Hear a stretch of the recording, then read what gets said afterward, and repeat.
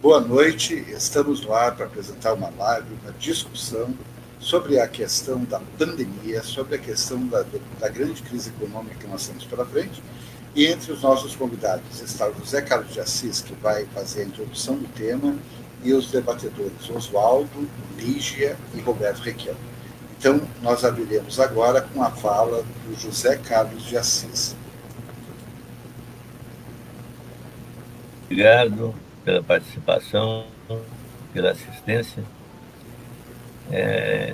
Eu vou abordar a questão que a gente tem visto sob três prismas. Nós estamos sob três grandes pragas. É a praga do vírus,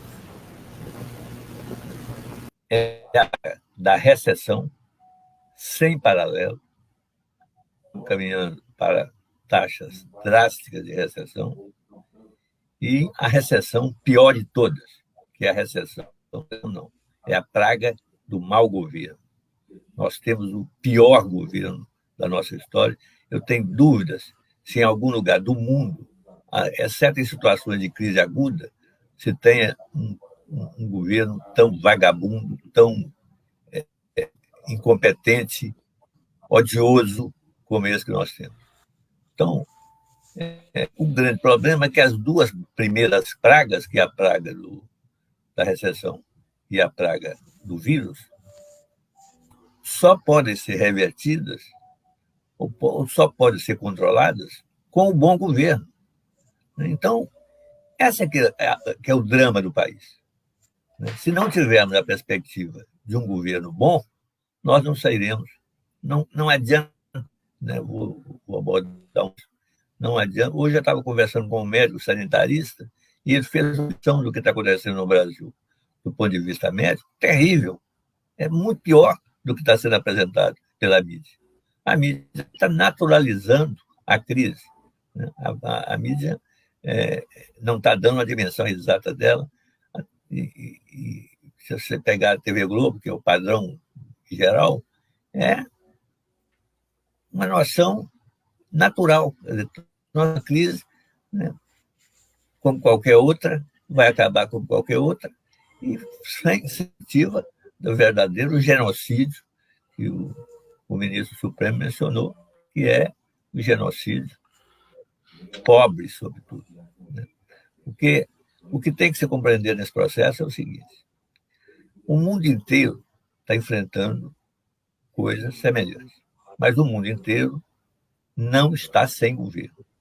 Então, você tem algumas iniciativas que, né, a delas que funcionam, todo mundo concorda, quer dizer, até o momento em que você tem uma vacina,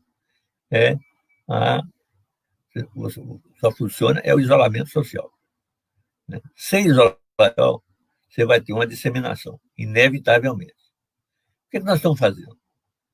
Por medida de economia, né? Economia para a sociedade, não economia para os banqueiros.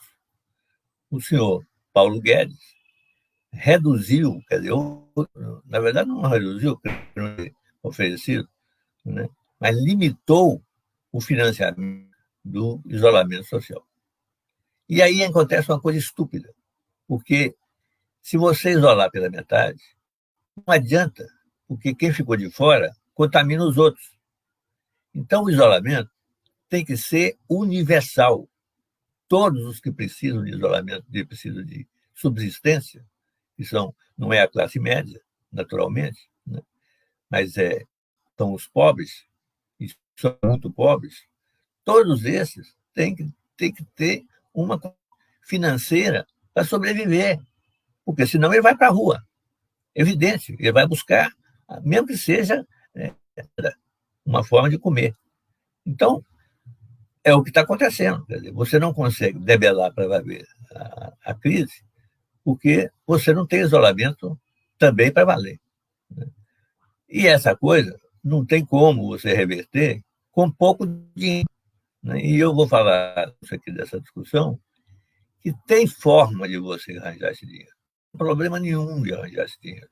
Na verdade, o que tem de ciência política, de economia política moderna, dá conta dessa questão do financiamento a fundo perdido de grandes quantidades de recursos. Não tem problema nenhum. Então, se a gente tiver uma política econômica decente, você enfrenta a questão do coronavírus pelo isolamento social, porque vai durar o quê? Um mês. Em um mês você dá R$ 1.000, todo mundo, é universal. Em vez de ficar caçando corrupção do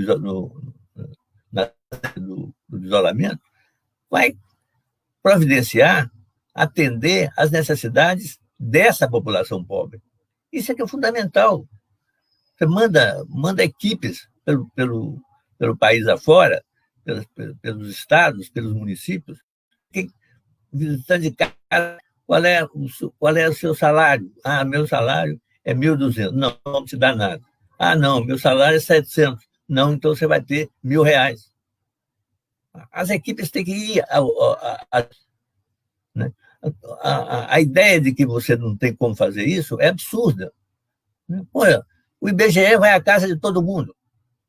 É só aprender com o IBGE como é que você vai.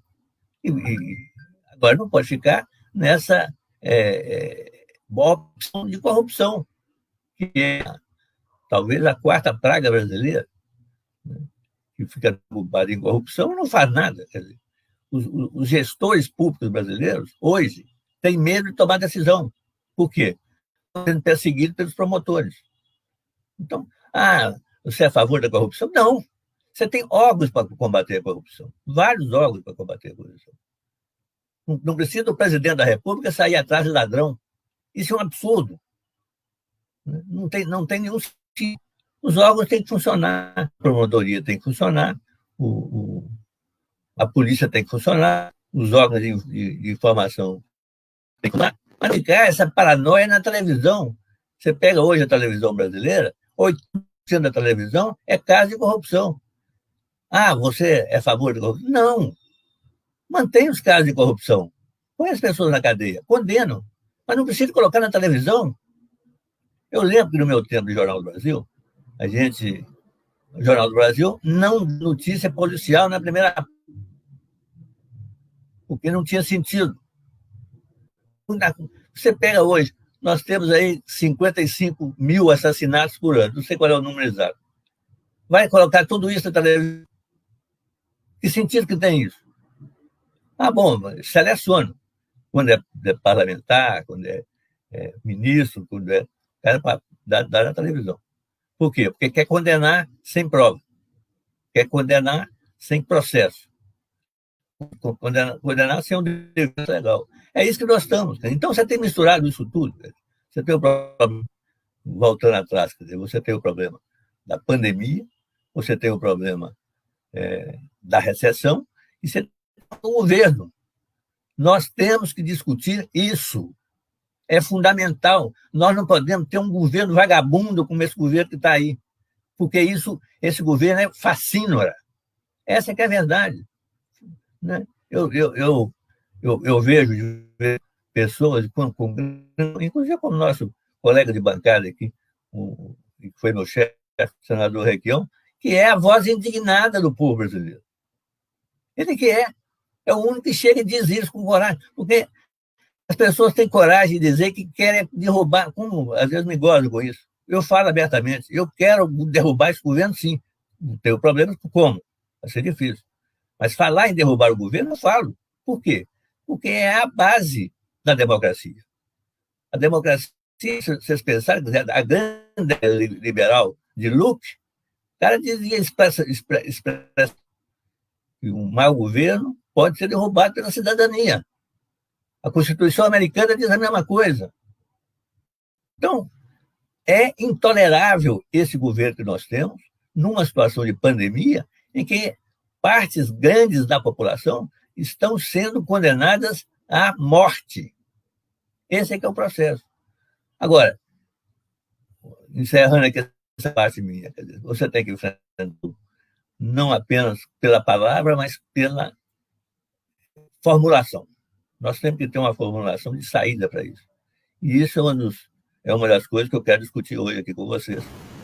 Exatamente que nós discutimos ontem, mas eu quero discutir isso com mais cuidado hoje, quer dizer, que é uma proposta que eu faço de reversão da recessão através de uma política econômica moderna. Obrigado, José Carlos. Passar a palavra agora ao Oswaldo Monteal.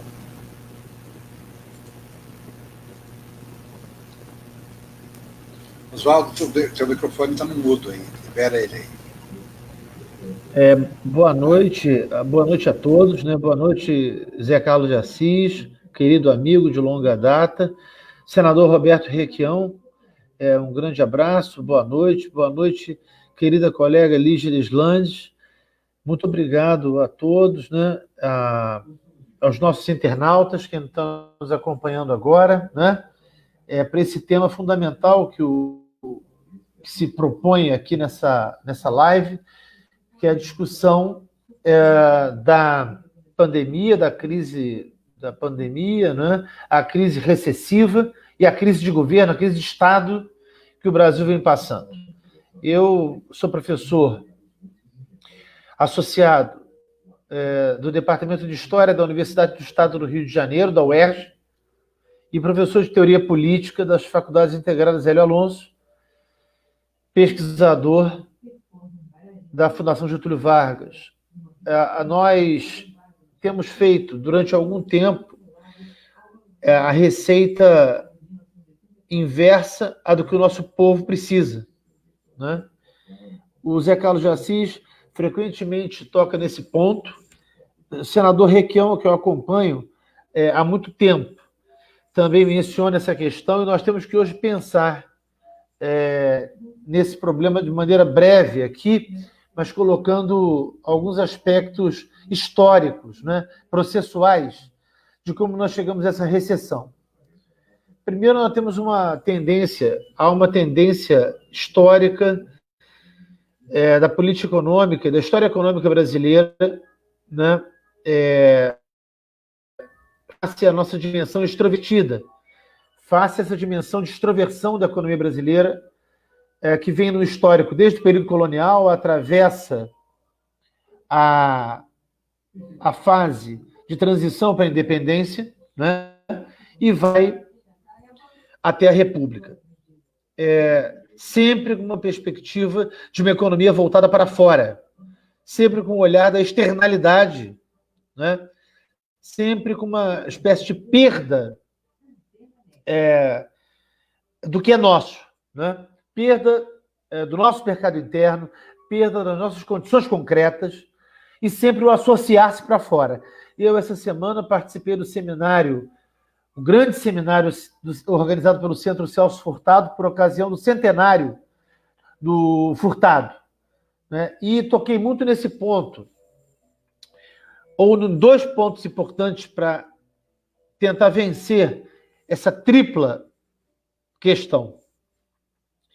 A doença que nos assola, a crise de governo que nós estamos vivendo, uma das mais violentas que nós estamos experimentando nas últimas décadas, e a crise recessiva. Eu destacaria dois pontos que eu mencionei na minha conferência sobre o Furtado. Primeiro, o resumo do resumo, que lá eu falei meia hora. O resumo do resumo. Em primeiro lugar, a necessidade de uma descolonização intelectual, sobretudo dos nossos formadores de política econômica, dos nossos gestores, dos gestores públicos. Uma descolonização intelectual, ela é urgente. Ou seja, a tentativa de elaboração de uma ciência latino-americana e brasileira que dê conta das nossas necessidades, das nossas urgências.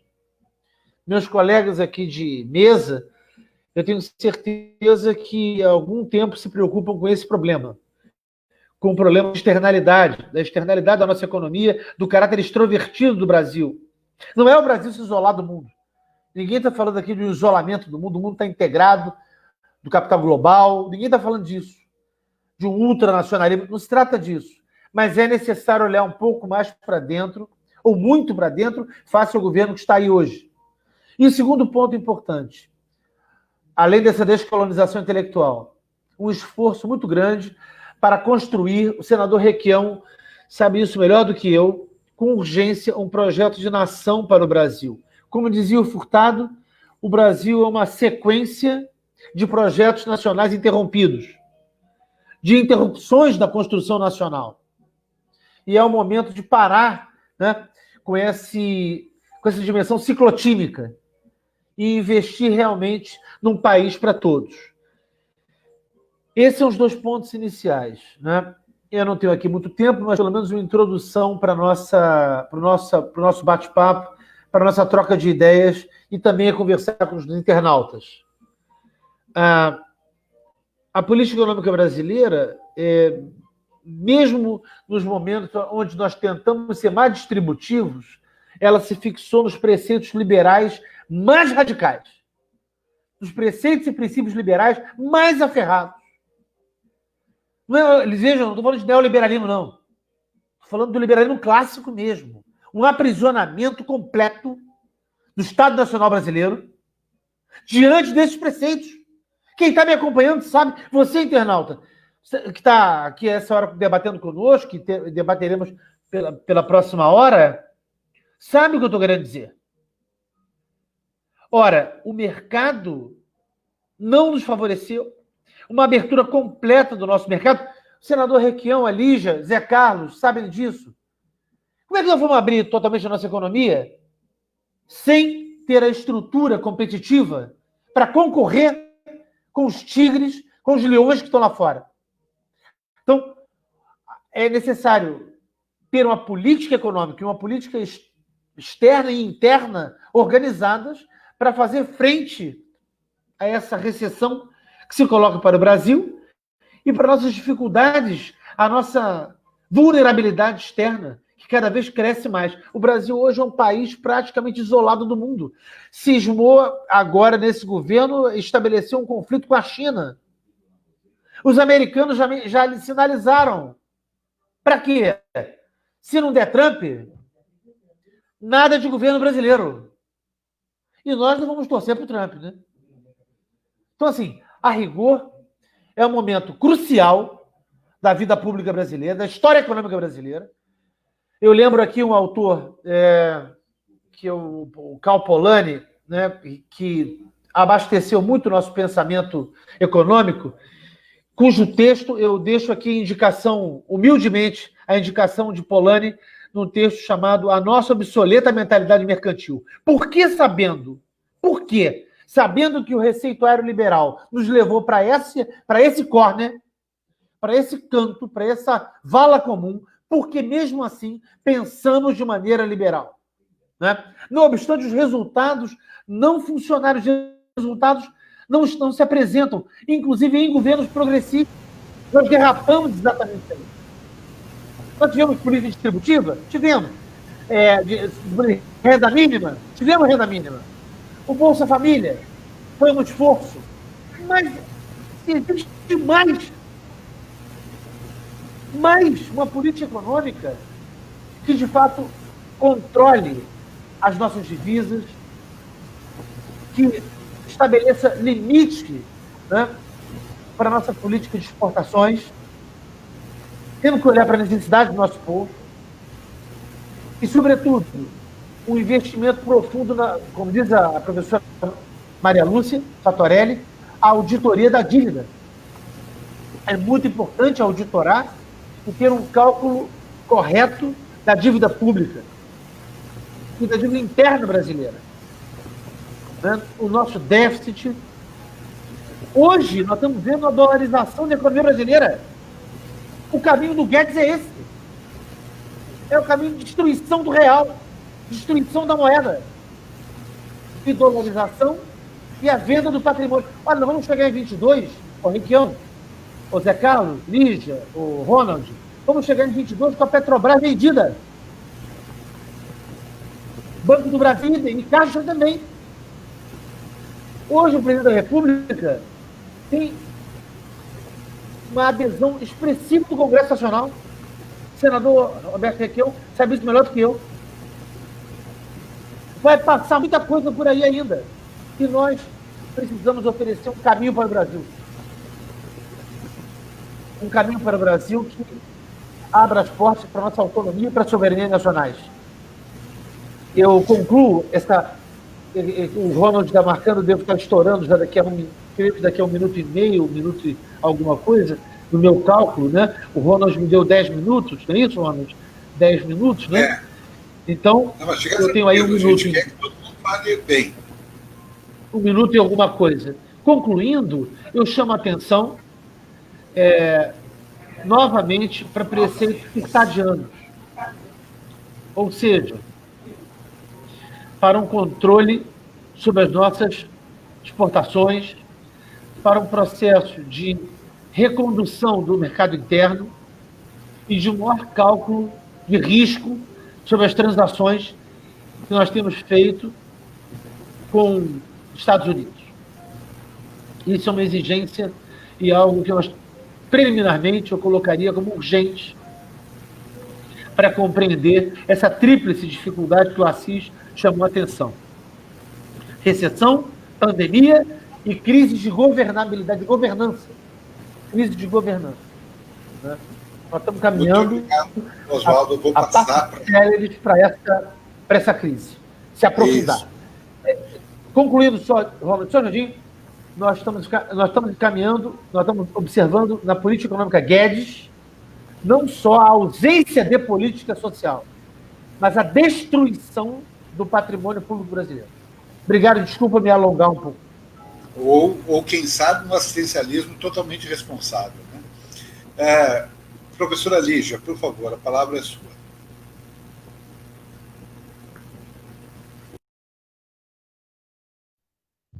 Vocês estão me ouvindo?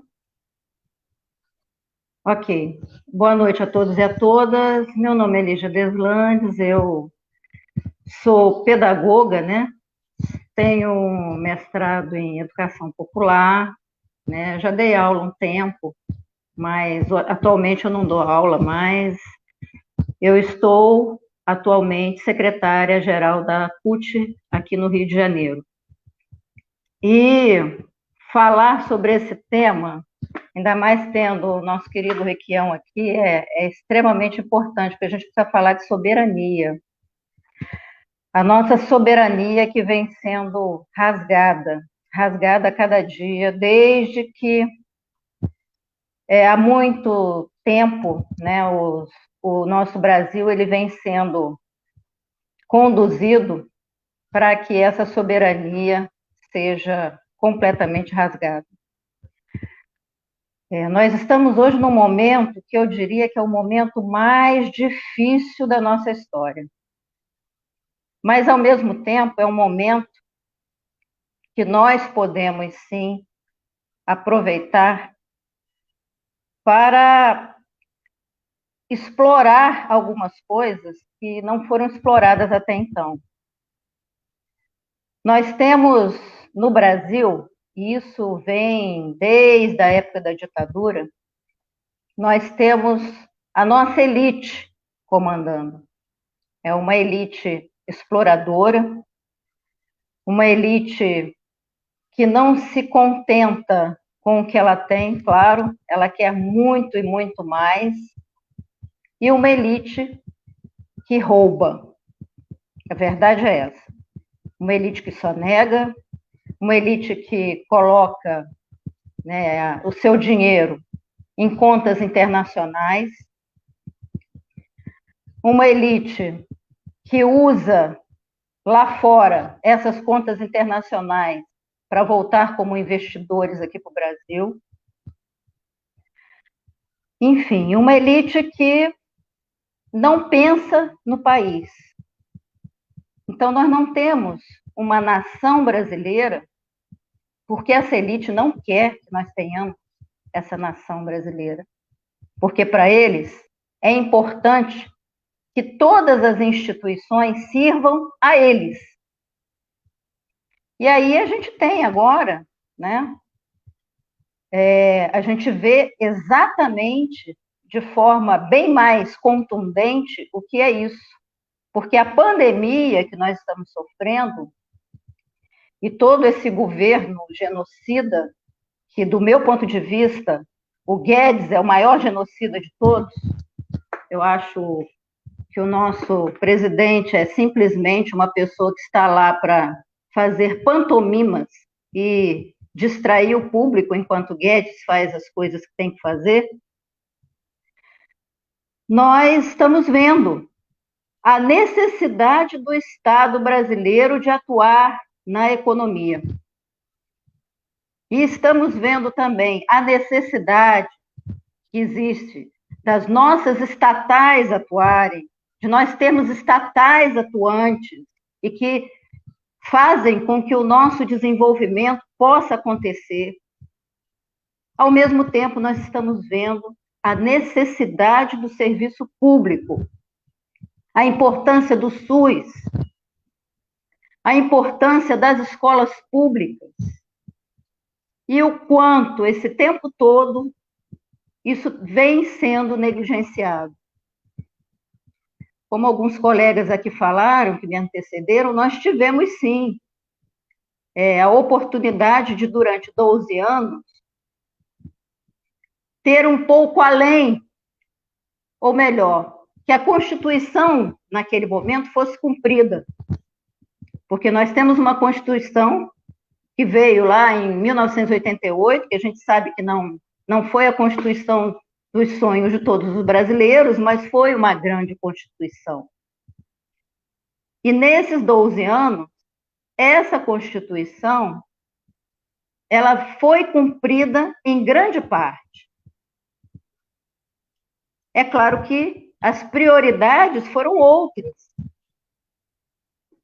Foi dada prioridade para a classe trabalhadora, mas, ao mesmo tempo, as mesmas coisas que nós já vínhamos enfrentando aí ao longo dos anos, nós enfrentamos também durante esses governos do PT, e eu posso falar aqui porque eu sou petista, né?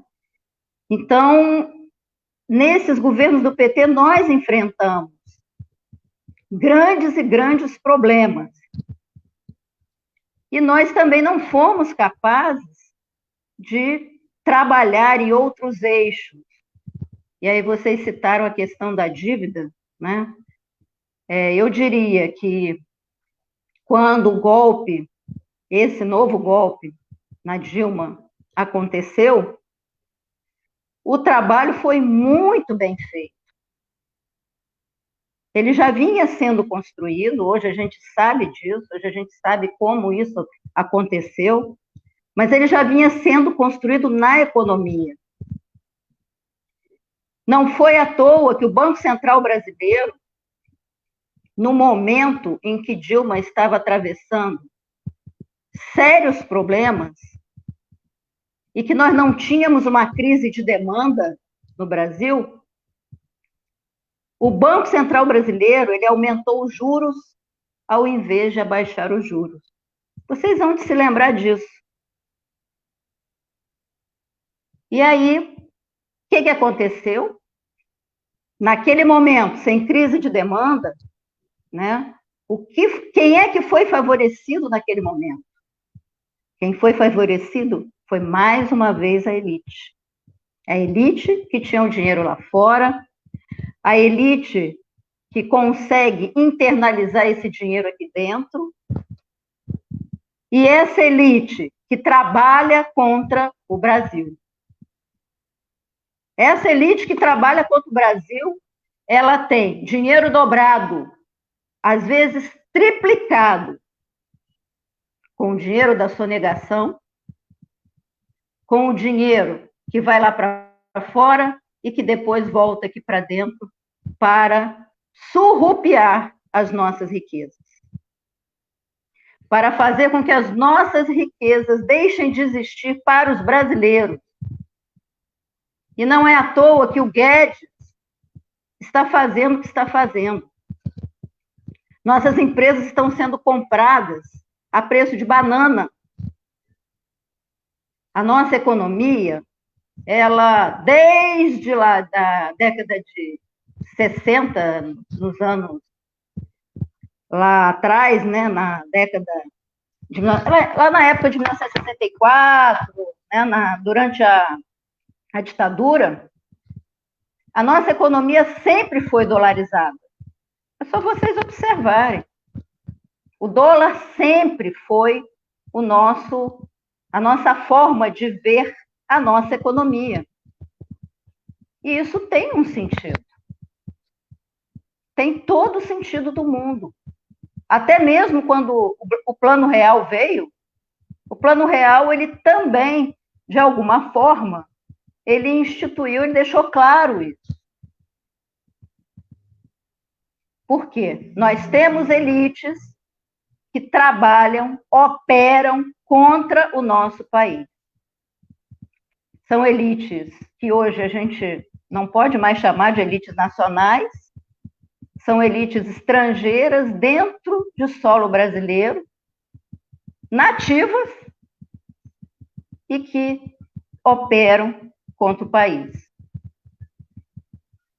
De fato, é possível que até 2022, se nós não tivermos aí algumas coisas que as nossas instituições precisariam fazer para poder limitar isso e não deixar essa destruição acontecer, de fato, até 2022, nós podemos não ter mais nenhuma estatal brasileira.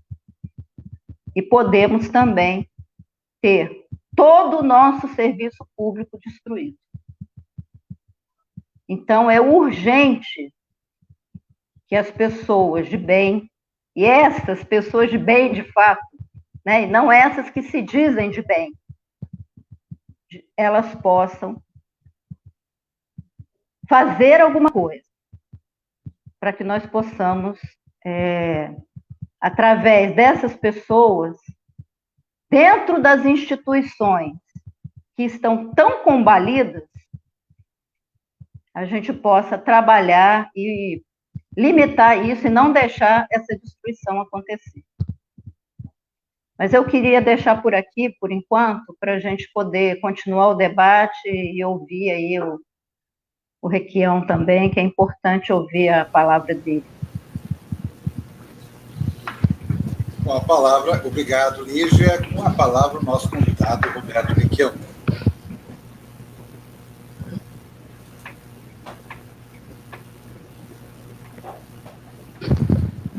Olá, minha gente. O meu som está permeando o debate ou não? Me dá uma resposta aí, Ronald. Tá bom, eu estou ouvindo bem aqui. Está chegando o som? Tá chegando o som, tá chegando bem. Pode tocar a voz. Para que a gente mude uma realidade, é fundamental que a gente a conheça em profundidade. Por isso, acho extremamente interessante esse formato de debate que nós e tantos outros blogs estão fazendo no momento. A realidade brasileira, ela se inscreve dentro da reação do liberalismo econômico contra a social-democracia que surge no mundo com a derrota do comunismo, que amedrontava a todos, na União Soviética. Então, o capital liberal veio numa tentativa de revanche. E a revanche é a precarização dos governos, das soberanias, dos parlamentos e da política que, de uma forma ou de outra, sempre protegia o trabalho, as consolidações de lei de trabalho e o avanço das minorias e das maiorias oprimidas, o voto das mulheres, o respeito às opções sexuais.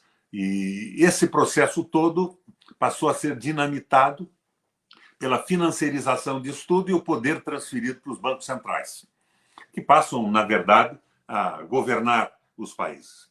E aqui no Brasil isso se traduziu uma proposta do Marcos Lisboa, que chamava-se Ponto para o Futuro, que nos transformava numa espécie de Estado associado aos Estados Unidos, um Porto Rico, sem soberania, uma grande fazenda para a produção de produtos agrícolas e espaço de mineração em todo o país para o benefício dos países economicamente mais fortes. Isso virou uma verdadeira loucura. Esta loucura foi traduzida, verbalizada, por exemplo, com as bobagens do do maluco lá dos Estados Unidos. Como é o nome dele aí? Me ajuda, que me fugiu o nome do sujeito. O tal filósofo astrônomo. E foi incorporada no discurso de alguns militares com pijama, sem pijama, mas, sem dúvida alguma, sem nenhum conhecimento civilizatório e sem inteligência analítica. Veio, nesse processo todo, a derrubada da Dilma, que se sustentava numa frente ampla que o PT havia montado.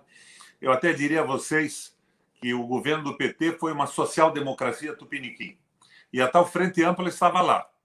Todas as forças políticas se manifestando de uma forma tão efetiva que, no momento do impeachment, 5 ministros da Dilma, que eram senadores, saíram dos ministérios e foram ao Senado votar pelo impeachment dela a favor daquele processo de destruição de toda a política que sinalizasse uma réstia de social-democracia no Brasil. Agora veio o Covid-19. Mas é preciso que a gente entenda que de janeiro a março deste ano nós já tínhamos caído 1,5% no produto interno bruto. Então, o Covid é uma espécie de acelerador do incêndio. Ele não é o responsável fundamental por esse processo, que eu acho que se suporta na política liberal implementada pelo maluco do Paulo Guedes. Então, o que eu vejo agora é que nós temos que entender isso em profundidade para localizar qual é o principal adversário do povo brasileiro, do trabalhador, do respeito ao trabalho. Sem dúvida alguma, é o capital liberal. E o alvo fundamental tem que ser a supressão da hegemonia absoluta do Banco Central na mão de banqueiros. E nós, no Senado, num determinado momento, votamos a auditoria da dívida brasileira, da dívida pública. E vocês sabem o que aconteceu com isso. A Dilma vetou o projeto. Ela estava pressionada pelos interesses que se refletiu na tal frente ampla com a qual ela governava e pela qual ela acabou sendo defenestrada do governo federal. Eu me preocupo hoje, fundamentalmente, com o que o Martin Luther King, o americano, chamava de tokenismo. Token é um símbolo. O tokenismo é uma concessão simbólica dos tais liberais de esquerda, que estão em todos os partidos políticos, de fazer pequenos favores ao proletariado, aos trabalhadores, para mantê-los calmos enquanto avança a política absurda do liberalismo econômico absoluto, que é o que está providenciando o Guedes. Mas eu vejo a internet atravessada com essas críticas que chegam ao absurdo de se preocupar com a vida familiar do Bolsonaro. Levanto a hipótese da sua esposa ou está traído com outros. Que coisa mais sórdida, mais pequena, mais medíocre. Mas não fazem a análise fundamental do que pode acontecer. E os esquerdistas liberais propõem a Frente Ampla, e ao lado da Frente Ampla acenam com pequenos favores. Tokenismo aos trabalhadores e ao proletariado brasileiro. Daí nós estamos num desvio, porque nós estamos num circo montado pela extrema-direita e pelo liberalismo econômico, no mundo, que se reflete no Brasil pela Ponte para o Futuro e pela política do Meirelles, a política do Joaquim Levy, a política do Guedes hoje. E incorporada no discurso dos militares de submissão absoluta à geopolítica norte-americana e à macroeconomia do mundo. E nós estamos vendo, então, acenos tokenistas. Vamos trabalhar no Congresso Nacional para aumentar a bolsa do Covid. Tudo bem, bacana. Mas a realidade que eu vejo com muita clareza é que nós estamos a caminho de uma crise definitiva. Não adianta querer corrigir o que está acontecendo na mão dos atuais mandatários da República hoje. Guedes, militares, Bolsonaro e tudo mais. Porque eu não tenho dúvida alguma que nós estamos voltando para aquele período antes do governo Lula, em que trabalhadores desesperados no campo, na periferia das cidades, assaltam armazéns para poder comer. Aqui no Paraná já aconteceu coisa assim. Aqui, no nosso Paraná, famoso Paraná, assaltaram caminhões de frango congelado para poder comer na estrada aí perto de Ponta Grossa. Então, nós temos que começar a pensar não no tokenismo, não nos pequenos favores, não nessa frente ampla, que é tão ampla que cabe no seu discurso a proposta do Fernando Henrique: vamos tolerar mais o Bolsonaro. Eles não gostam do Bolsonaro, porque é um sujeito grotesco, é um cafona, é um sujeito que não sabe escolher o copo do vinho tinto e diferenciá-lo do copo do vinho branco. Mas eles querem retirar o Bolsonaro, mas você não vê uma palavra dessa esquerda liberal a respeito da CLT, a respeito do fim da aposentadoria dos trabalhadores, a respeito das políticas que desarmaram economicamente os sindicatos. É uma canalha organizada procurando conviver com o liberalismo econômico e posar de libertários tokenistas, mantendo os seus cargos e as suas influências na República. Então, eu tenho cobrado, vocês têm acompanhado isso, pelo que eu vi, pelo que vocês disseram anteriormente, um projeto para o Brasil. Mas não um projeto para o Bolsonaro. Outro dia, o meu amigo Dino, baita governador do Maranhão, manda uma carta para o Bolsonaro, propondo uma frente para a geração de emprego. Está brincando com quem, o meu amigo Dino? Ele não sabe o que o Bolsonaro está fazendo com o Guedes, a influência norte-americana? Ele não sabe que essa crise é uma crise internacional e que o Brasil é um instrumento nesse jogo de xadrez? Claro que sabe, mas ficam brincando pensando no quê? Em alavancarem candidaturas próprias à presidência da República. Por isso, eu tenho insistido que nós temos que ter um projeto para o Brasil. Não seria o projeto, talvez, que o Oswaldo achasse maravilhoso, o Zé Carlos, ou a Lígia Deslande. Mas tem que ser um projeto do ponto de vista aristotélico, de ato meio, ato eficiente. Não adianta termos um projeto extremamente exagerado, como eu gostaria com a minha formação política e econômica, e não podermos sustentá-lo mais adiante. Desabarmos de novo, como acabou desabando o governo social-democrata tupiniquim do PT. Nós não podemos ter um projeto que seja extremo pela covardia, por não propor nada. A frente ampla que não propõe coisa nenhuma, o tokenismo, pequenos favores, um aceno a um sindicato, um aceno a uma categoria social e a manutenção de todo o desmonte da economia brasileira. Nós não podemos ter o projeto temerário que não sustenta. Então, é o ato meio, o ato eficiente, o projeto que restabeleça a democracia do Brasil, que consiga garantir o avanço e a reconquista da nossa soberania. E na democracia restabelecida, Lígia, abre espaço para os partidos que internamente discutem as suas propostas colocarem ao escrutínio eleitoral as suas ideias para a economia, para a sociedade, para a posição do Brasil no concerto das nações. Mas tem que haver um mínimo de coragem nesse processo. Tenho conversado muito com o Zé Carlos. O Zé trabalhou comigo no Senado nos últimos anos. É um belíssimo economista e um estrategista político medíocre. Ele que me desculpe. Ele não deve estar gostando do que eu estou dizendo. O Zé fantasia um pouco as possibilidades, mas a proposta que ele montou de um governo de transição para a soberania, para a democracia, é uma proposta brilhante. Ele transformou isso num pequeno livro, uma brochurazinha, um livro sem capa dura, e esta discussão é fundamental, que o projeto dele é o ato meio. Nós não vamos propor agora, como gostaria o Brecht, com aquela famosa pergunta, vocês já leram Os Negócios do senhor Júlio César? É o único romance escrito pelo Brecht. Logo na primeira página, nos primeiros parágrafos, ele pergunta: quem é o maior ladrão? Quem rouba um banco ou quem funda um banco? Sem dúvida nenhuma é quem funda o banco, né? O maior ladrão. Mas nós não estamos propondo fechamento dos bancos privados, mas estamos propondo freio e bridão no Banco Central. O Banco Central tem que seguir uma política de um país soberano, eleito pela população em defesa dos empregos, da valorização do trabalho e da reconstrução econômica do país. Vamos lá. Em 1980, o nosso Brasil produzia industrialmente, Ronald, mais do que os tigres asiáticos. Eu e o Assis falamos muito nisso nos discursos que montamos lá no plenário do Senado. Malásia, Tailândia, Coreia do Sul e China.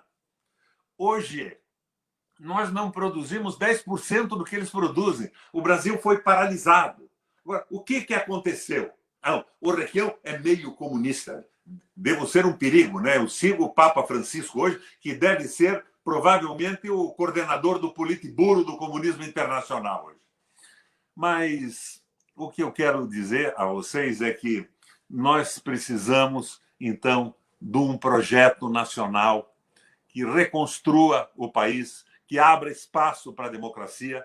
E o Assis está colocando uma proposta fundamental muito bem elaborada, que não é tokenista, não é um favor para o sindicato, a Central Sindical da Lixa, se acalmar. É uma proposta de restabelecimento da democracia, de controle do Banco Central, como queria o Oswaldo, de controle das exportações, de controle da moeda no Brasil, para que a gente retome a possibilidade concreta do desenvolvimento. O meu sonho nesse sentido, Assis, se parece muito com o sonho do nosso velho nacionalista Carlos Lessa, que morreu outro dia. O Lessa morreu por decepção, por horror ao que estava acontecendo.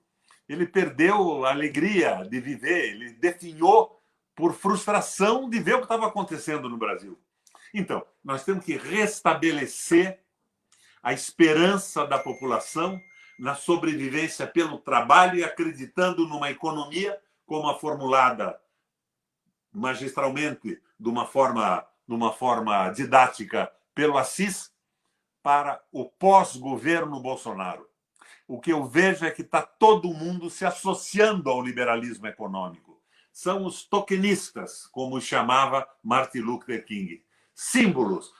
Vamos dar mais um mês de Bolsa Covid para o trabalhador. Estamos no Congresso lutando por mais um mês de Bolsa Covid. Daí, o governo vende 3 plataformas da Petrobras por 7 bilhões de reais. E elas custaram para o Brasil construí-las 600 bilhões de reais as 3. Isso é uma verdadeira loucura.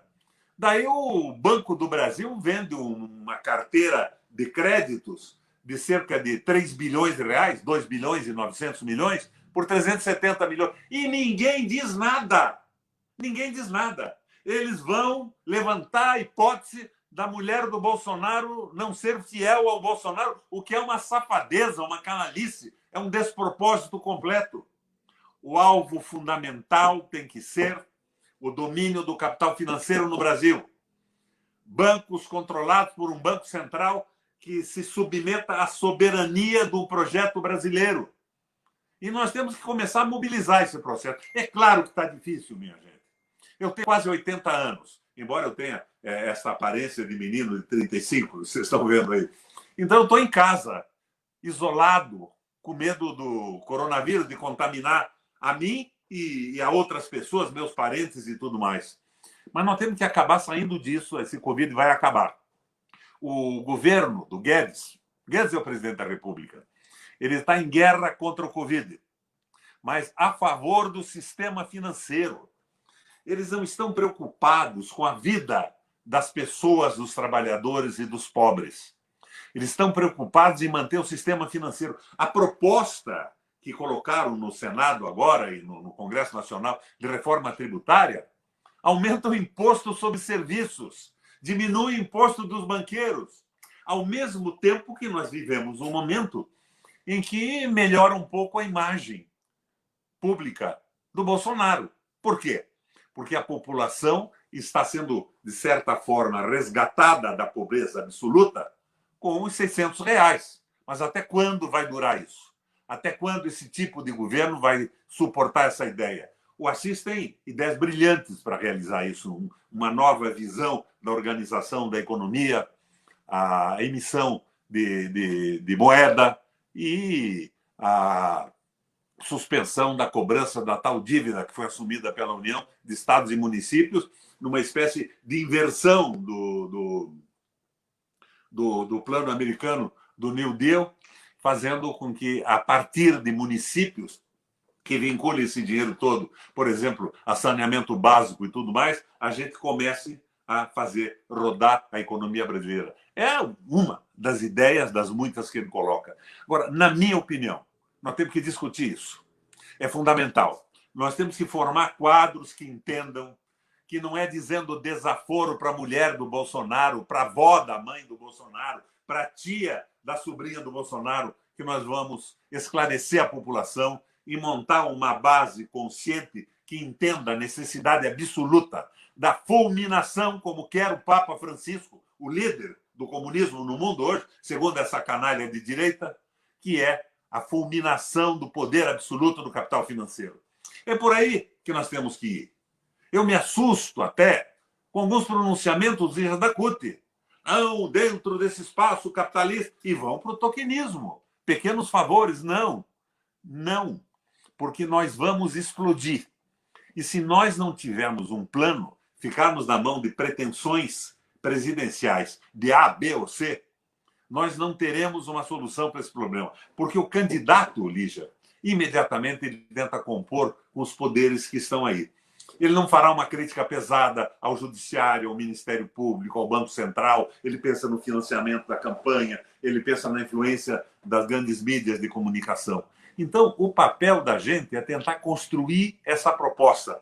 E eu gostaria muito de termos uma proposta única e uma candidatura única na próxima eleição para presidente da República. De quem, Lígia? Que se me dá. Pode ser o Haddad, que, na minha opinião, navega por um liberalismo econômico tokenista também.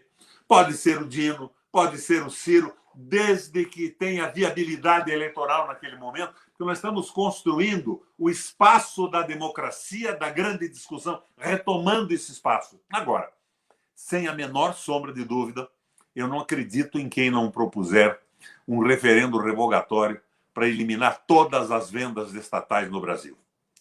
Como presidente da Frente Mista de Soberania Nacional, Congresso, Câmara e Senado, nós enviamos uma carta a todas as embaixadas acreditadas no país, dizendo que quem estava comprando empresas públicas do Guedes, concessões de extração mineral, de água e tudo mais, estava comprando mercadoria de quem não podia vender. Estava comprando mercadoria roubada.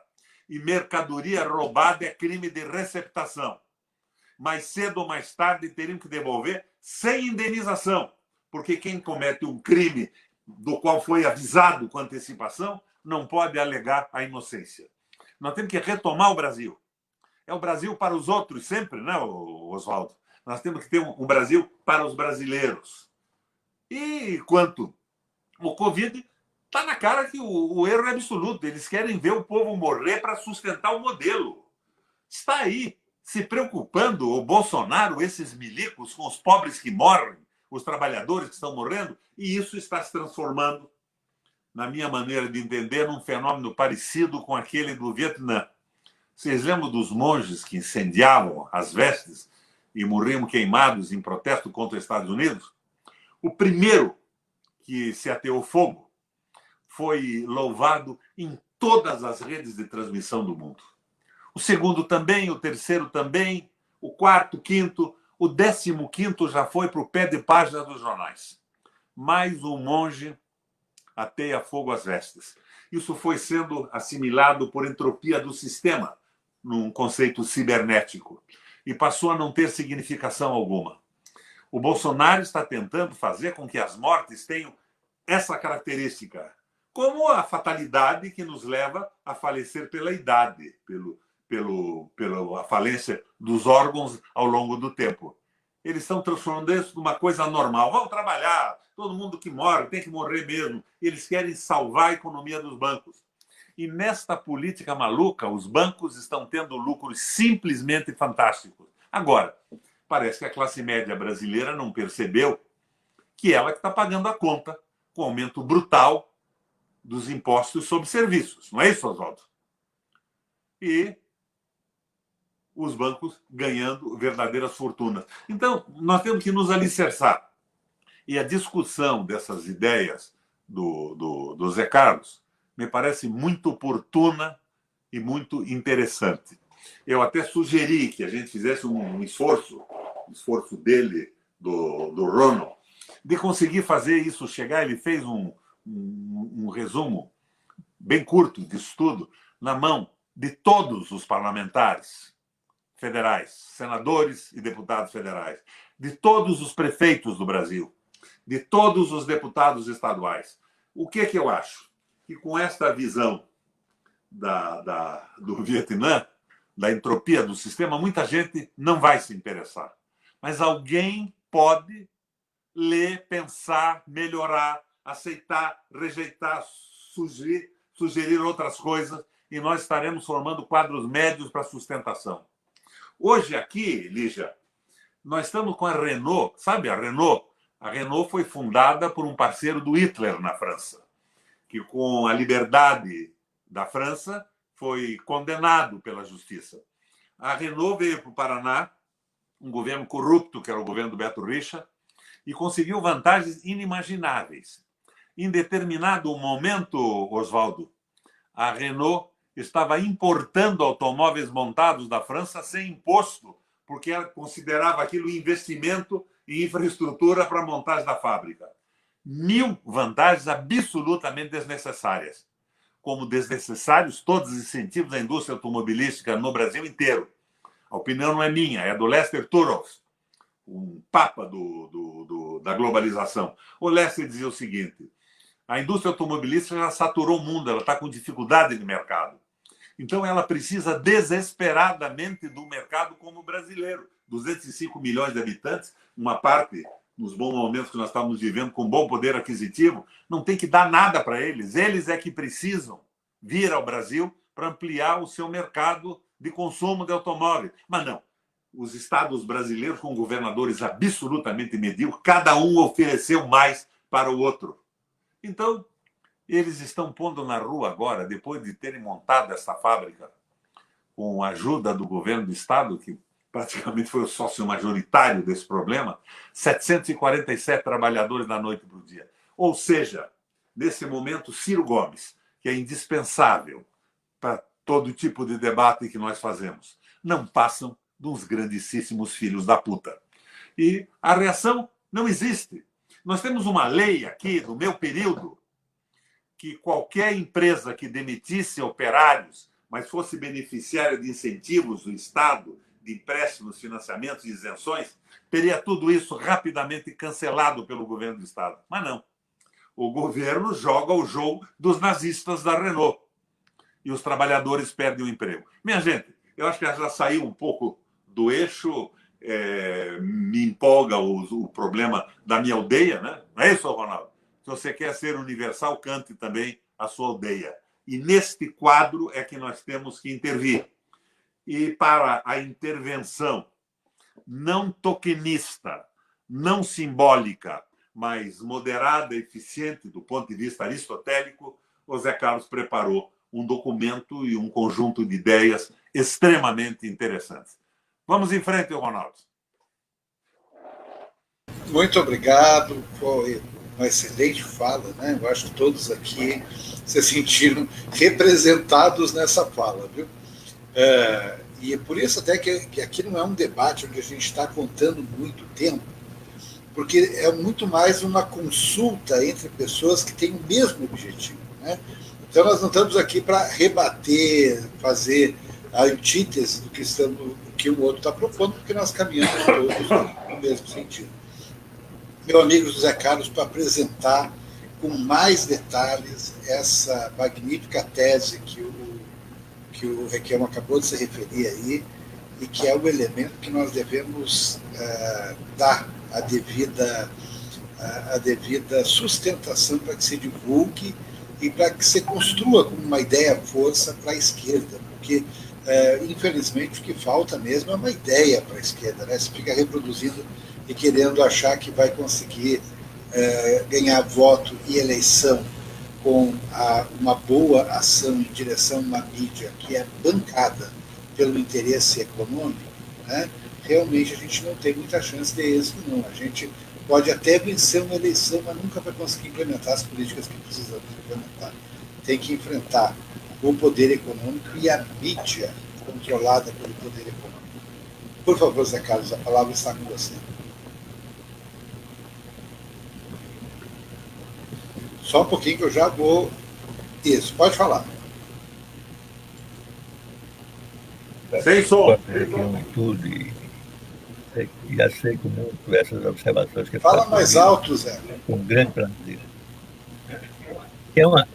Essas observações sobre o livro, eu fico entusiasmado, porque é parte de uma pessoa que tem um conhecimento do Brasil fantástico, né? Agora, uma coisa que você me disse esses dias me deixou apavorado, que é aparentemente que está se com a coisa lá do Bolsonaro, dar uma renda mínima universal para as pessoas do Brasil. Por que eu estou apavorado? Porque isso é factível do ponto de vista do neoconservadorismo americano. Quer dizer, isso é um pouco do tokenismo aí que o Requião fala, que é uma coisa facílima de ser feita, dar uma renda mínima universal, e muito... Quer dizer, tem uma capacidade de estender a aceitação do governo por muito tempo. Porque as pessoas, se começarem a receber de graça aí R$1.000, e isso pode ser feito, não tem restrição à economia para isso, vão ficar muito satisfeitos com o Bolsonaro. Esses 30% que ele tem hoje, um pouco menos, vão se transformar em 50%. E política e cuidados.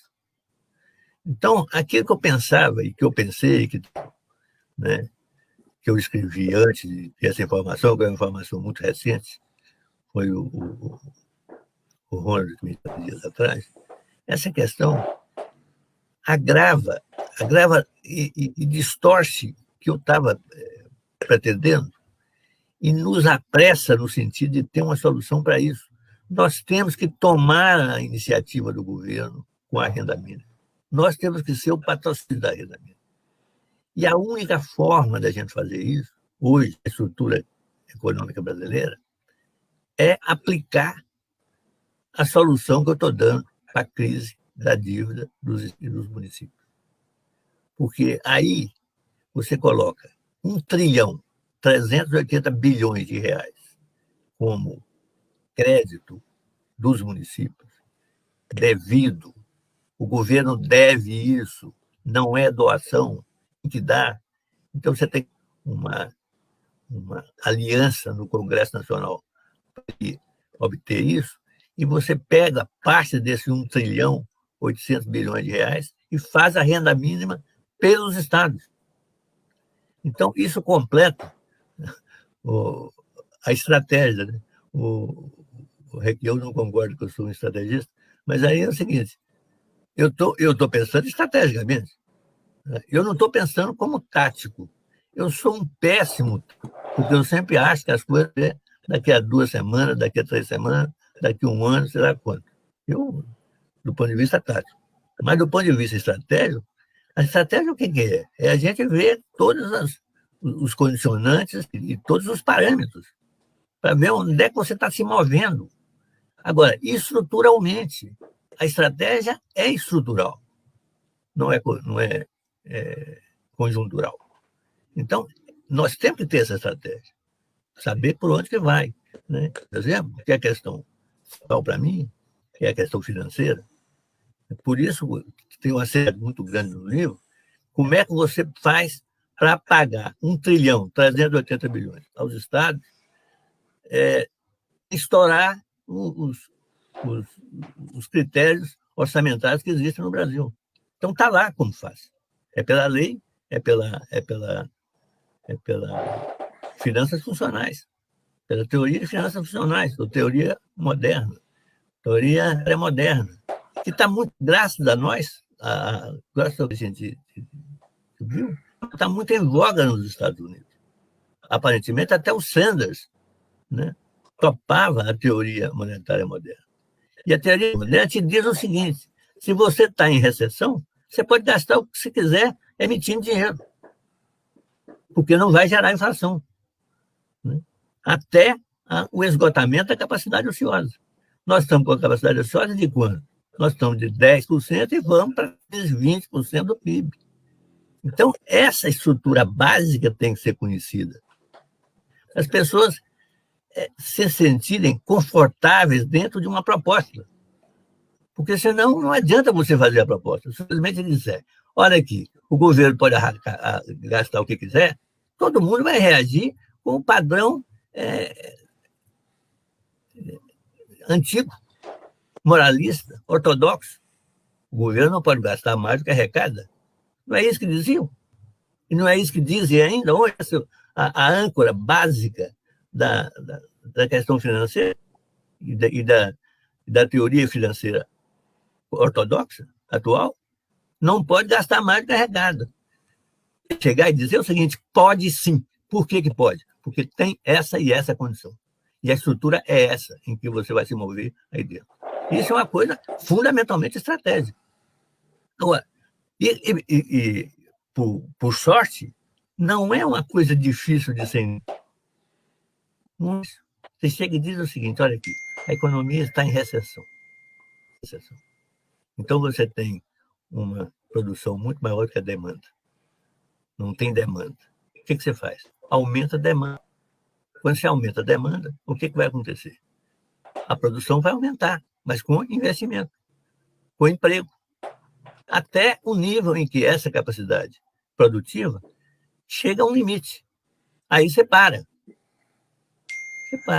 Pode ser tardar essa parada, porque você terá criado capacidade produtiva no meio do sistema e acrescentado mais capacidade produtiva no sistema.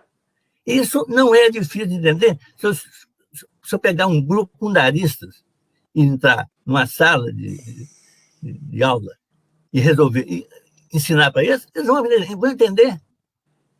Não tem dificuldade nenhuma. A coisa é fundamentalmente ideológica.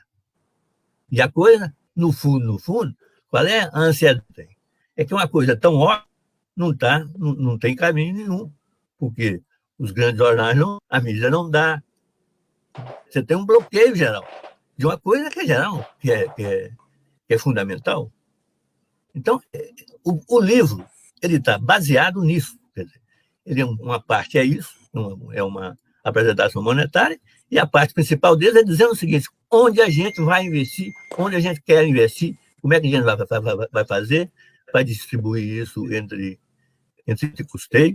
Tudo pode ser feito. Tinha a ideia seguinte: você não pode, quando você está em recessão, você não pode aumentar o gasto em custeio. Por que não? Educação é custeio, saúde é custeio. Aliás, o mundo inteiro entrou aí numa paranoia por causa do baixo investimento em saúde. Por quê? Porque entregaram ao setor privado. E estão pagando o prato agora.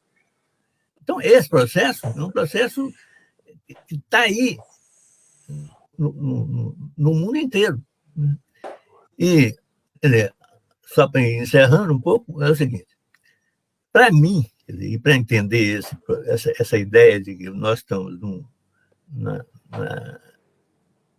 limite de uma situação, é ver que estamos numa mudança de paradigmas. Como é que você reconhece uma mudança de paradigma? É quando todas as visões ligam entre si. Não há equilíbrio. Então, o Supremo Federal está lá, os juízes conflitando entre si, conflitando com o Congresso conflitando com o Executivo conflitando com todo mundo. Nós estamos num processo de liquidação das instituições. Eu lembro acho que a Carmen Lúcia, aquela ministra do Supremo Tribunal, dizendo solenemente: não, as instituições estão funcionando. Porra, besteira, não tem nada funcionando, não tem uma instituição brasileira que está funcionando. Essa coisa toda vai explodir. Eu não sei a hora que ela vai explodir, porque aí não consigo enxergar. Isso aí é só Deus. Mas que vai explodir, vai. Então, quando o cara fala comigo assim, eleição do Bolsonaro, como é que o Bolsonaro vai ter a base do Bolsonaro para se eleger em 2022? Isso, para mim, é uma besteira. Vai explodir tudo junto, antes. Vai. Eu não sei a hora, mas vai explodir. Então, o que eu faço, o que eu fiz no livro é chegar a dizer o seguinte: quando explodir, está aqui a receita. Nós vamos discutir essa receita. E se tiver receitas, para a gente discutir junto, como diz o senador, vou saudar, porque a minha, eu tenho uma certa... Não me sinto muito bem vendo a intelectualidade brasileira tão, em termos propositivos. Um livro que eu escrevi chamado A Crise da Globalização, que foi vendo a crise de 2008, eu faço uma crítica dela, para dizer o seguinte: os filósofos da antiguidade, os gregos, eles raciocinavam livremente. Não tinha parâmetros dados, tinha instituições consolidadas. Eles estavam inventando instituições. Os filósofos da Idade Moderna, do início da Idade Moderna, também estavam inventando instituições, na virada da Idade Média para a Idade Moderna. Estavam inventando. Nós perdemos isso. Os nossos filósofos ficam dentro da estrutura e pensam dentro da estrutura. Não, as pessoas não têm linhas propositivas reais. Então, onde é que vão ficar? Ficam, uma estrutura que está carcomida. Vai ser derretido. José Carlos, você permite fazer uma pequena interrupção? Pode. Primeiro que nós já estamos a 1h12 da live, e a experiência diz que uma live com muito tempo acaba sendo muito cansativa. Então, a gente tem que caminhar agora, eu acho que para a finalização. Segundo, só fazendo uma ilustração da sua colocação por último agora, a situação é pior. Não é que os filósofos modernos, os filósofos contemporâneos, não estejam conseguindo discutir a realidade. É que nós chegamos ao ponto de acharem que Olavo de Carvalho é filósofo. Entendeu? Imagina a situação que a gente vive quando existe assim um vácuo na produção intelectual, né, que chega ao povo. Porque tem produção intelectual, nós temos grandes filósofos. A maioria deles com uma linguagem tão complexa que virou uma linguagem de iniciados. Entendeu? Então, você lê um livro de filosofia hoje, é complicado, né? Que se alguém quiser estudar filosofia e ver uma linguagem complicada, tenta ler Descartes, né, por exemplo. Hoje nós temos gente que tenta imitar Descartes, né? Descartes na filosofia, não Descartes quando faz aqueles livros mais populares deles, né, sobre a questão do discurso do método, essa coisa toda, é tranquilo. Agora, Descartes, quando discute lógica, meu amigo, é algo assim fantasticamente interessante para quem quer estudar linguagem, entendeu?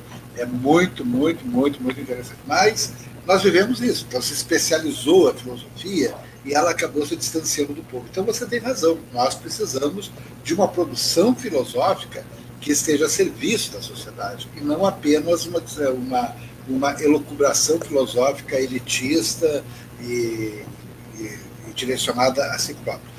Então, eu queria pedir para ti, Zé Carlos, para me passar adiante as falas agora, já no sentido do pessoal ir fechando, para nós encerrarmos, porque nós já estamos em 1h13. O Oswaldo está pedindo, então, como pela ordem é ele mesmo, vai Oswaldo, depois a professora Lígia, depois o nosso querido Roberto Requião. Pode ser assim, José Carlos? Pode, claro. Então, por favor, Oswaldo, a palavra. Muito obrigado, Ronald. Muito obrigado, Ronald. Muito obrigado, Zé Carlos, Requião, Lígia. Eu gostaria de fazer um apontamento, senador, sobre... Obrigado pelas várias referências que fez também a minha fala. Eu gostaria de chamar a atenção para dois problemas, senador, que me chamam a atenção hoje.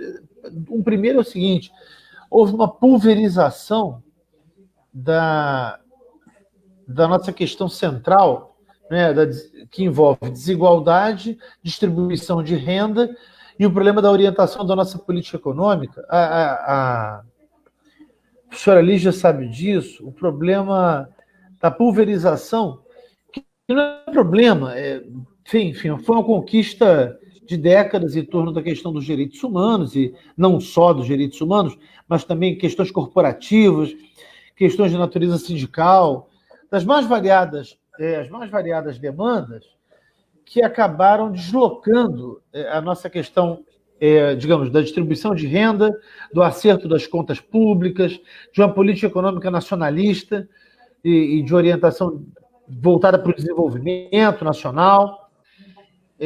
Como diz o nosso internauta, e o senador colocou, esse privilégio que os bancos têm, e isso acabou ficando um pouco obliterado em função de outras bandeiras que foram deflagradas, e então perdeu-se um pouco, talvez, o foco, né?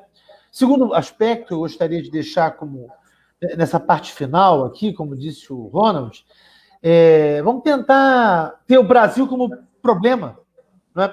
Eu digo intelectualmente, da classe política e da gestão pública. O Brasil voltar a ser um problema, como foi para Guerreiro Ramos, Darcy Ribeiro, Josué de Castro, Santiago Dantas, Celso Furtado, Anísio Teixeira, né? Paulo Freire. Houve uma cepa de intelectuais e de gestores que permitiram pensar o Brasil. Voltar um pouco a ter o Brasil como eixo, ter o Brasil como problema, como uma questão para nós. Na ciência da tecnologia, na classe política, nas salas de aula. Isso é um trabalho de formiguinha. Reconstruir isso é uma reconstrução que é imediata, e eu só acredito na educação como uma forma de levar as pessoas a uma emancipação e esclarecimento. De outro lado, assim, colocar tudo nas mãos da sociedade civil, uma sociedade civil brasileira tão precária, né, do ponto de vista da sua organização, tão sabotada, destroçada, com a taxa de analfabetismo funcional que chega a mais de 50%. Quer dizer, mais de 55% das pessoas praticamente no Brasil leem e não entendem o que leem. Então, o buraco é muito embaixo, muito, muito difícil, né? Não quero ser pessimista, mas, olha, se não ficar em alerta para 22 dá reeleição, hein? Se não ficar no estado de atenção, se essa perspectiva que o senador Requião falou, de uma candidatura, né, de consenso, eventualmente, ou pelo menos uma espécie de convergência de ideias, dá Bolsonaro de novo em 22. Eu não me iludo muito, não. O caminho, no momento, com essa taxa inercial que se estabelece em torno do Bolsonaro, eu não vejo como algo acidental ele ser reeleito em 22. Então, a preparação é da agora. E o senador colocou, a Lígia também, que nós estamos criando um novo espaço para a discussão do Brasil. Concordo plenamente. Agora, com direção, né, com objetivo, com foco, e de alguma maneira, claro, senador, sem uma frente alucinada, mas assim, com uma perspectiva de ampliação do leque. Porque ao nos isolarmos também, nós perdemos a nossa capacidade de chegar, que essas ideias cheguem a outros campos. Então, eu acredito que isso me preocupa muito como brasileiro, como patriota, como um professor que há mais de 33 anos de sala de aula, no ensino superior, e nós temos que voltar a colocar para a nossa juventude também que é bom pensar o Brasil. Como disse ontem um aluno meu, o Anderson, ele disse, professor, de não ter vergonha de ser brasileiro. Então, nós temos esse desafio. E a sociedade civil brasileira está muito precária, do ponto de vista, ela é porosa. Para usar um autor muito conhecido de todos nós, que é Antônio Gramsci, o Gramsci dizia, né, sobre a porosidade, a dimensão gelatinosa da sociedade civil.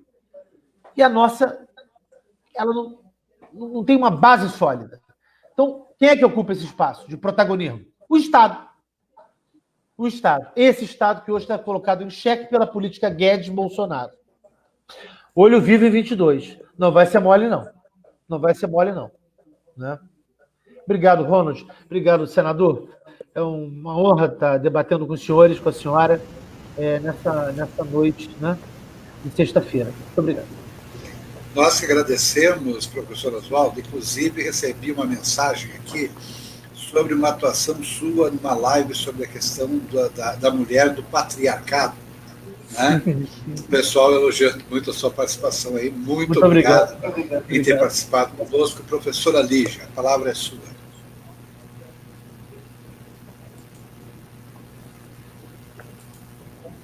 Eu realmente estou honrada também de estar participando aqui desse debate. Eu me preocupo realmente com a questão da educação, né? Porque educação, para mim, é consciência, principalmente. É conseguirmos chegar à consciência das pessoas. E a consciência da cidadania, a consciência de que todos nós temos que participar, né? Temos que ter participação do povo nas coisas que estão acontecendo. Bom, e pensando nisso, né? Uma das preocupações que eu tenho hoje é com a comunicação. Como nós nos comunicamos? De que forma nós podemos chegar às pessoas? Porque hoje nós temos redes sociais, e a gente está aqui, né, agora, numa rede social, enfim. Só que nós temos contra nós muita gente poderosa, né, e que está aí reinando nas redes sociais, né? Estão fazendo aí 1001 coisas nas redes sociais e fake news e provocações, enfim, e isso chama a atenção da população, né? E aí, nós precisamos encontrar meios de nos comunicarmos com a população, e eu estou, inclusive, fazendo um curso de comunicação, além de outros cursos que eu estou fazendo, para a gente poder ter uma noção maior do que a gente pode fazer e como é que a gente pode chegar mais perto, né, da nossa população. Porque é importante que os trabalhadores, e aí eu faço uma crítica realmente a nós sindicalistas, porque nós tivemos lá, durante os 12 anos de governo do Lula e da Dilma, nós tivemos a oportunidade de fazer formação. Nós tivemos essa oportunidade e não fizemos, né? Nós tivemos a oportunidade de trabalhar mais junto à população e não fizemos. Isso é uma crítica a nós. E é uma crítica que a gente hoje está se... Vamos dizer assim, muitos de nós estamos nos ligando nisso. Agora somente. Né? Eu fico muito tranquila porque eu já falo isso há bastante tempo, né? Pelo menos nos círculos em que eu estou, eu já falo isso há bastante tempo. Mas tem muitos de nós que só se ligou nisso agora. E só agora está começando a pensar nesse aspecto, né? Mas eu digo também uma outra coisa que a gente precisa pensar, e vocês falaram aqui das instituições, e de fato eu acho que as instituições hoje, elas estão de uma forma que é muito difícil as coisas acontecerem do jeito que as instituições estão. E aí a gente tem que convir que as nossas instituições também, elas estão tomadas, né, de pessoas que vieram da elite, e de uma elite conservadora, e que estão lá fazendo aquilo que, vamos dizer assim, foram ensinadas durante muito tempo.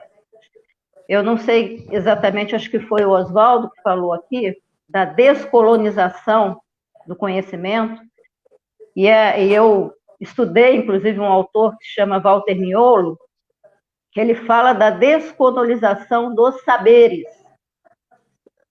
E é verdade, nós precisamos descolonizar os saberes.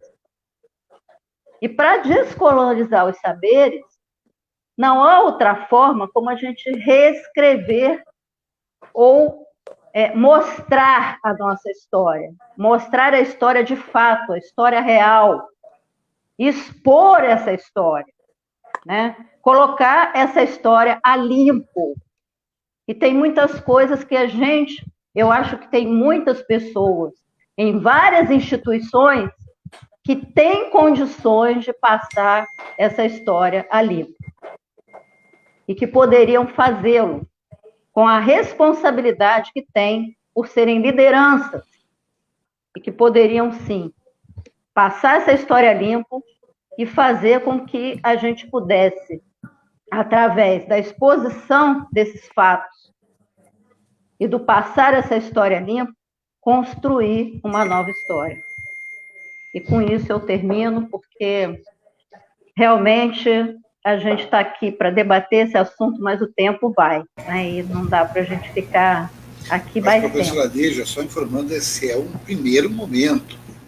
A gente ainda vai ter agora, que o Zé Carlos, obviamente, vai nos contemplar com esse livro que ele escreveu, que o senador Requião já viu e que eu tenho algum conhecimento, né? Mas para nós lermos mais e fazermos um outro debate já com os temas do livro, para nós aprofundarmos como a gente... Porque foi falado uma coisa muito, muito, muito correta, a questão da comunicação.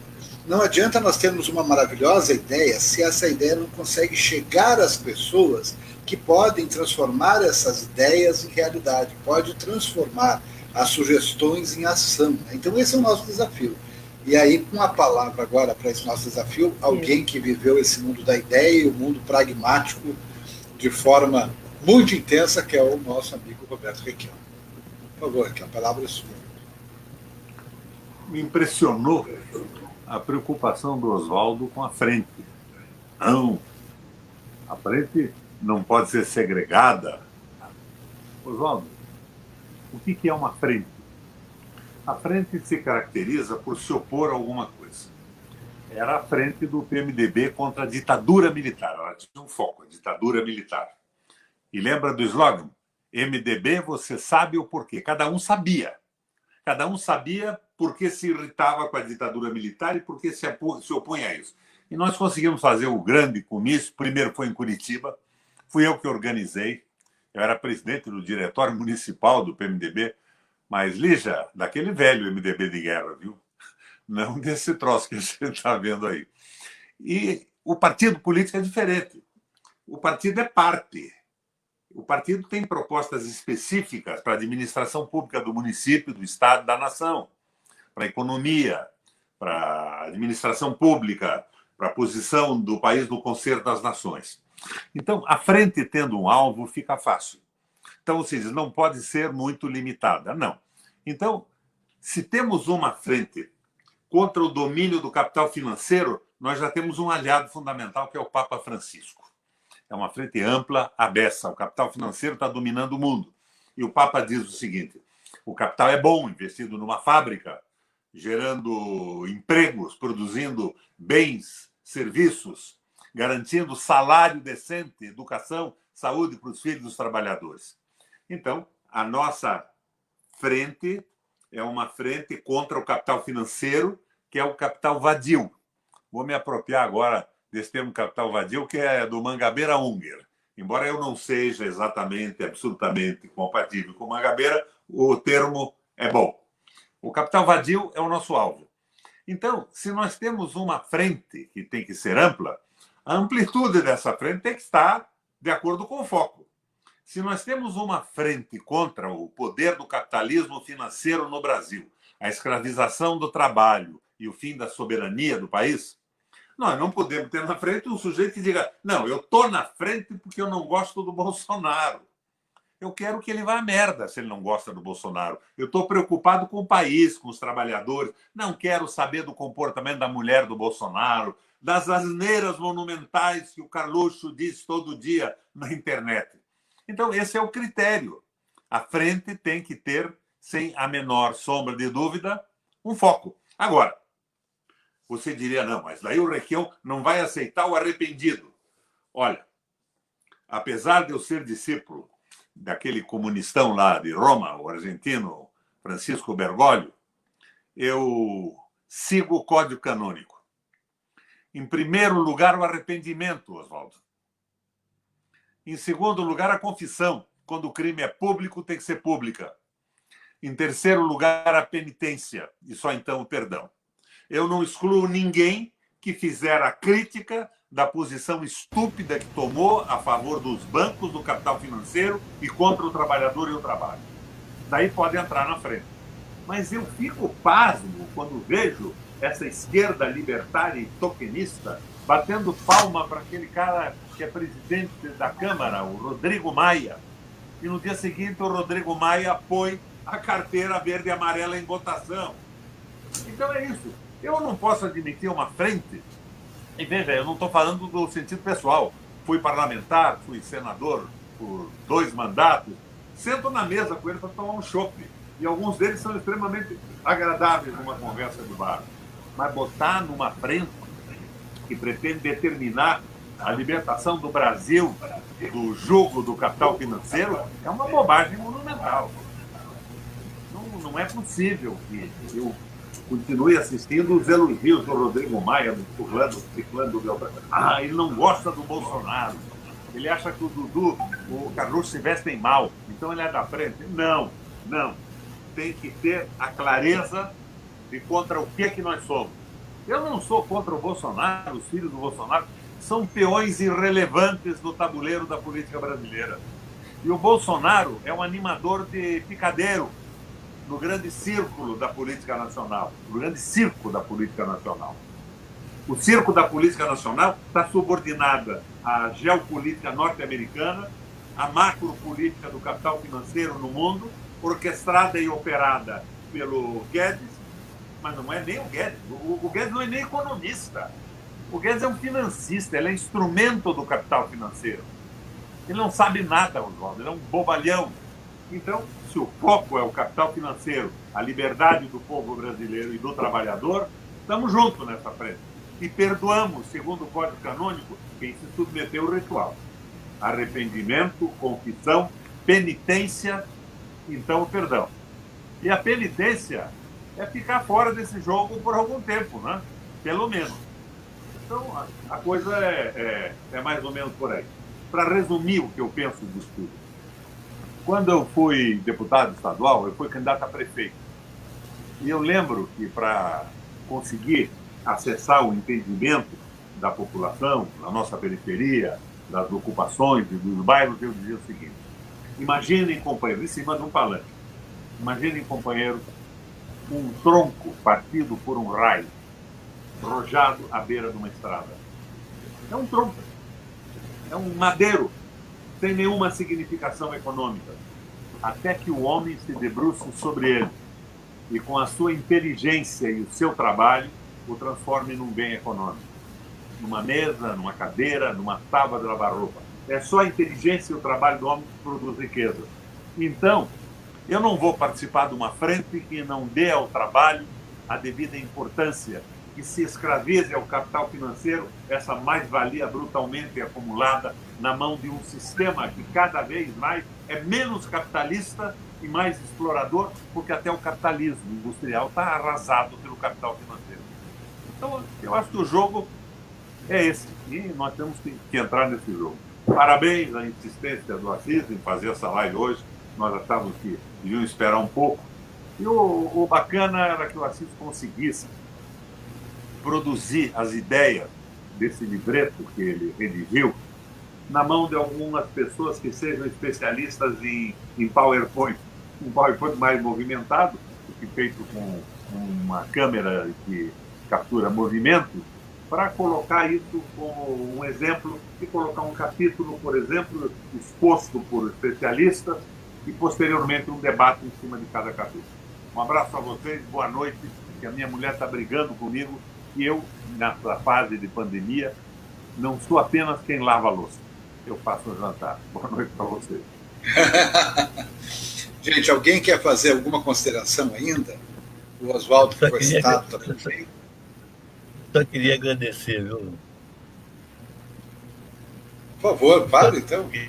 Só queria agradecer a Lígia, agradecer ao meu querido Zaquião. Só duas observações que eu acho importante ficar: é o seguinte: reter. Às vezes a gente faz um debate, fica muito vago e a conclusão fica vaga. Mas tem que reter o seguinte: o Estado pode investir mais do que arrecada, desde que haja exceção, em primeiro lugar. O segundo ponto é o seguinte: na circunstância atual, não aconteceria,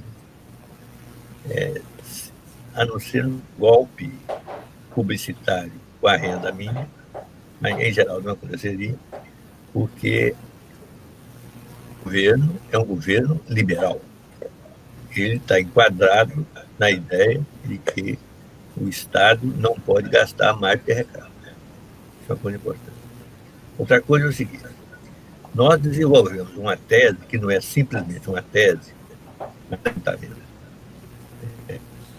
financeiro em cima do real, e os estados foram roubados em 1,3 bilhões de dólares de 1997 para cá. E, portanto, esse dinheiro tem que ser devolvido aos estados.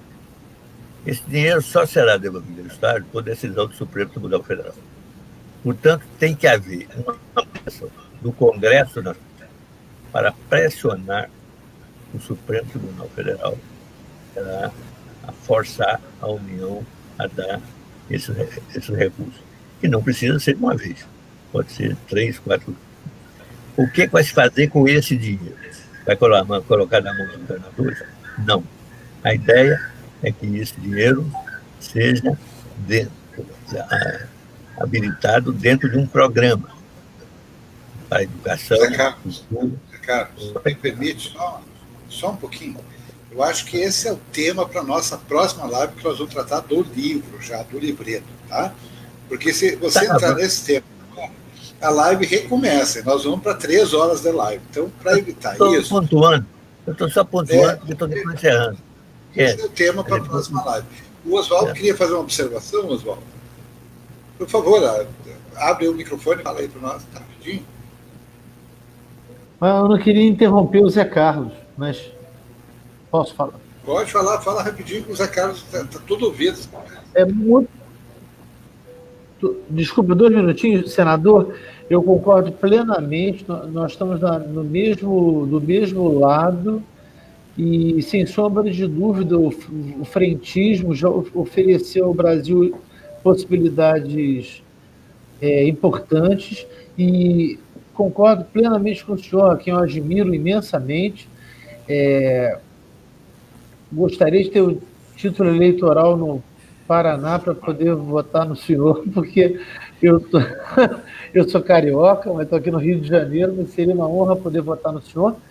E dizer o seguinte, o senador, só que em relação a essa política de frente ampla, o problema, como o senhor destacou muito bem, do foco, e é um momento onde nós precisamos, o senhor tem toda a razão, não ficar realmente presos a figuras, né, a questões idiosincráticas, para não mediocrizar o debate. Concordo plenamente com o senhor, e o foco tem me afligido muito como professor há tanto tempo, como vendo gerações e gerações de jovens, e preocupado com, eu sei que é uma preocupação do senhor também, uma virada, do Zé Carlos de Assis, da Lígia, do Ronald, uma virada em relação à nossa política econômica, né? Essa questão que envolve o capital financeiro, né? E a nossa orientação, o problema do imperialismo, sem sombra, que o senhor destacou, sem sombra de dúvida, é um desafio muito grande, a nossa capacidade de sair dessa situação de periferia. E aí eu insisto, e a Lígia pegou também essa via, que é sair desse colonialismo intelectual, superar isso. Não é deixar de ler os clássicos, não é deixar de observar a literatura estrangeira e internacional, mas pensar com a própria cabeça. Quem está nos ouvindo de maneira mais simplificada, pensar com a própria cabeça. Né? O Rousseau, o velho Rousseau, iluminista francês, genebrino, dizia que a educação faz com que você faça opções corretas. Educar significa fazer opções corretas. E é isso que eu acho que nós podemos colaborar numa nova política brasileira pautada numa frente cujo foco seja a educação e um viés para a nossa economia nacional e popular. Era só isso. Obrigado, Oswaldo. E agradecer, senador, as observações. Obrigado, Oswaldo. Só que você colocou Rousseau na conversa, e esse é um tema muito caro para o Zé Carlos, porque o Zé Carlos está propondo também um novo pacto social. E isso cai direto lá dentro do Rousseau. Mas, Zé Carlos, suas considerações finais, por favor. Só para encerrar esse foco, parei nos recursos, quer dizer, esses recursos têm que ser dados, têm que ser cobrados da União e transferidos da União para os Estados. E o que os Estados vão fazer com esses recursos? Vão fazer o que fazem normalmente com as suas atribuições constitucionais e, excepcionalmente, o coronavírus e enfrentar a recessão. Então, fecha o circuito. Quem que vai pagar essa conta toda? A União. E como que a União paga? Emitindo moeda, sem problema de inflação. Só isso que se fez que eu queria dar. Muito obrigado a todos. Esse é um primeiro passo e a gente logo estaremos de volta para fazer a discussão com o texto do Zé Carlos como base. Muito obrigado, que todos tenham uma boa noite.